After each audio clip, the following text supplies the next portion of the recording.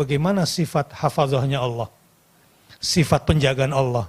Ya, ayat ini kira-kira apa kedalaman yang bisa dikomentari, Ustaz? Bismillahirrahmanirrahim. Kata kunci di ayat itu ya, hifdzuhuma, bahwa Allah menjaga. Tadi kan Ustaz Bahtiar Nasir sudah membacakan untuk kita ayat-ayat dalam Al-Quran yang mengandung kata hafadhah dan turunannya. Iya. Derivatifnya itu hafiz, kemudian hafiz, mahfuz, kemudian hafizin. Ya. Ada tadi yang tadi belum kesebut, itu hafizin dengan hafizat ya. Di surat An-Nisa itu kan masih banyak ya, al-hafizat furujahun fassalihatu qanitatun hafizatun ya, lil ghaibi bima hafizallah itu. Nah ini wala yauduhu hifdzuhuma, dan tidak melelahkan Allah. Allah itu tidak dibuat lelah, tidak dibuat susah, tidak dibuat capek menjaga, memelihara langit dan bumi. Sekarang begini, yang mudah itu, kalau kita misalnya punya mobil ya, kendaraan.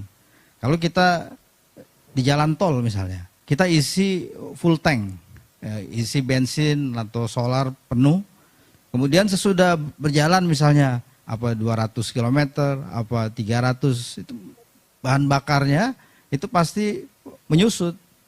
Dan nanti ya kalau sudah mendekat atau sudah atau empty, itu kita tahulah kita harus berhenti di pom bensin dan ngisi ulang. Dan begitu juga kita punya gadget, nah, itu harus selalu di recharge.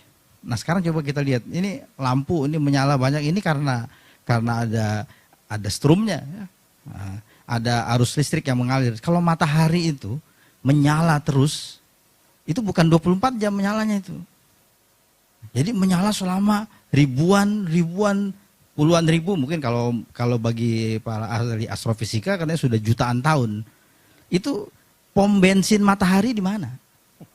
Itu matahari bisa menyala terus kok nggak perlu di recharge. Itu gimana itu? Berarti ada renewable energy di situ, ada energi yang terbaharui terus di situ. Padahal matahari itu memancarkan energi, kita tahu ya, disebut radiasi. Katanya matahari itu mengandung banyak atom, 90% itu hidrogen, terus yang sampai ke bumi itu neutrino. Dan itu katanya suhu panas matahari 15 juta derajat Celcius, itu menurut para ahli astrofisika. Kalau kita pikir itu bukan manusia, memang hanya yang maha berkuasa ya, bukan juga makhluk-makhluk luar angkasa yang ada di film-film Hollywood itu. Karena kita nggak pernah lihat ada kabel dari matahari kemana gitu ya. Nggak ada kabelnya. Matahari seakan-akan punya energi yang terbarukan terus. Nah, itu dari mana kalau bukan tadi dari sang penciptanya. Iya. Karena yang menjaganya adalah yang kursinya meliputi langit dan bumi. Ayat ini memang sebenarnya terkait dengan ayat yang paling penting, yaitu ya Rabbu kulli syai'in. Allah itu adalah pemelihara, penjaga. Jadi kalau pakai bahasa Inggris itu controller dan maintainer. Allah yang maintain. Jadi kalau kita punya gedung misalnya kan, gedung bertingkat 160 lantai misalnya, itu kan biaya maintenance-nya. Nah kalau matahari itu siapa yang melakukan maintenance?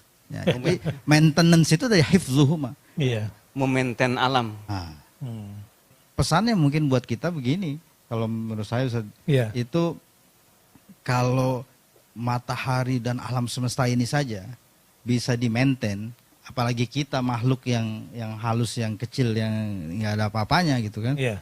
Maka yang hadis Rasulullah itu kepada Ibn Abbas radhiyallahu anhu, ihfazillah yahfazka. Itu saya kira luar biasa. Jagalah Allah, maka Allah akan menjaga kamu. Nah, itu kan banyak sebenarnya ayat-ayat yang lain seperti fazkuruni azkurkum. Jadi ada hubungan resiprokal gitu, hubungan timbal balik. Kalau mau diingat oleh Allah, maka ingatlah Allah. Kalau mau dijaga oleh Allah, maka jagalah Allah. In tansurullah yansurkum. Nah, in tansurullah yansurkum wa yutsabbit aqdamakum. Kalau mau ditolong oleh Allah, dimenangkan oleh Allah, maka menangkanlah Allah. Harus lagi elaborasi lagi lebih dalam lagi nih tentang penjagaan Allah. Kan biasanya kita ini dijaga Allah gimana sih maksudnya kan gitu. Penjagaan Allah terhadap langit, bumi dan semua isinya seperti apa sih? Sebenarnya kita juga bisa melihat itu kitab-kitab para ulama yang membahas nama-nama dan sifat-sifat Allah. Imam Al-Ghazali misalnya nulis kitab itu Al-Maqsadul Asna fi Syarhi Asma'illahil Husna. Itu nanti dari situ kita bisa menggali itu makna-makna dari misalnya di sini konsep pemeliharaan, penjagaan yang dibilang hifz itu ya. Tapi sebenarnya di sebuah hadis yang diriwayatkan oleh Imam Bukhari itu mungkin sudah dibacakan, pernah katanya Abu Hurairah itu diberikan amanah untuk menjaga harta zakat. Nah, kemudian di satu malam itu datang seseorang yang tak dikenal, itu mau ngambil pokoknya bahan makanan lah yang tersimpan itu di gudang, sama Abu Hurairah ditangkap. Nah, kemudian ditanya, dia bilang saya ini orang miskin, saya ini keluarga saya nggak ada makanan, makanya saya terpaksa lah katanya datang mau ngambil ya gudang ini.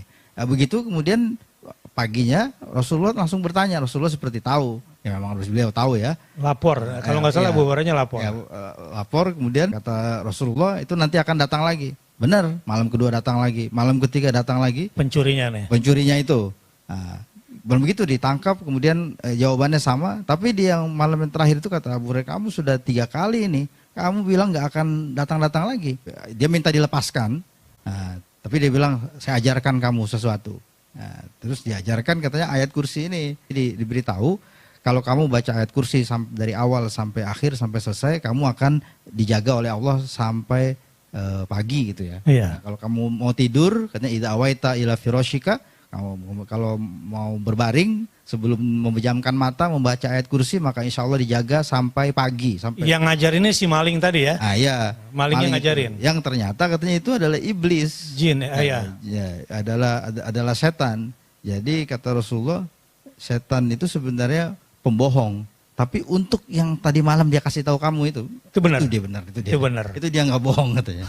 Bilang, dan ada orang yang menjadikan ayat kursi ini untuk tangkal. Apa dipasang atau apa dibaca begitu, sebenarnya itu tidak salah juga, tergantung kepada kita begitu. Kalau hadis kursi ana inda dzanni abdi bi, kalau kita anggap ayat kursi itu nggak ngaruh gitu ya, nggak ngaruh ya memang nggak ngaruh. Tapi kalau kita yakin ayat kursi itu ngaruh, ya memang akan ngaruh. Jadi yang tadi fadhkuruni adzkurkum. Misalnya kalau kaligrafi ayat kursi ditempel gitu kan, niatnya sebatas seni, atau niatnya juga mudah-mudahan kalau masuk ke rumah baca ayat kursi diingetin boleh. Tapi kalau yang dilipat kertas, dikasih minyak wangi, dikasih kain hitam baru dijahit, itu gimana? Itu kan bisa sebenarnya dilakukan uji empiris ya. Tapi kita lihat uji empiris yang disebut saintifik itu kan harus biasanya diulangi. Bisa diulangi. Repetitif. Artinya ya kalau misalnya si A itu baca ayat kursi atau pakai jimat ayat kursi kemudian jadi kebal, harusnya si B kebal juga. Tapi kok si B nggak kebal? Nah itu karena mungkin si B nggak yakin. Si A yakin. Si A yakin.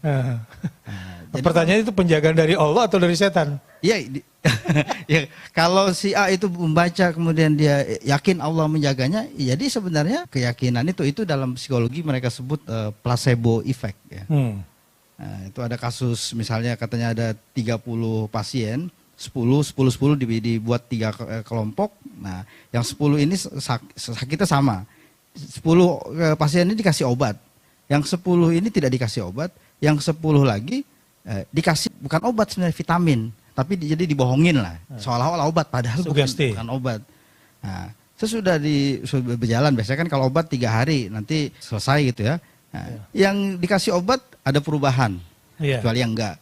Kemudian yang tidak dikasih obat tidak ada perubahan.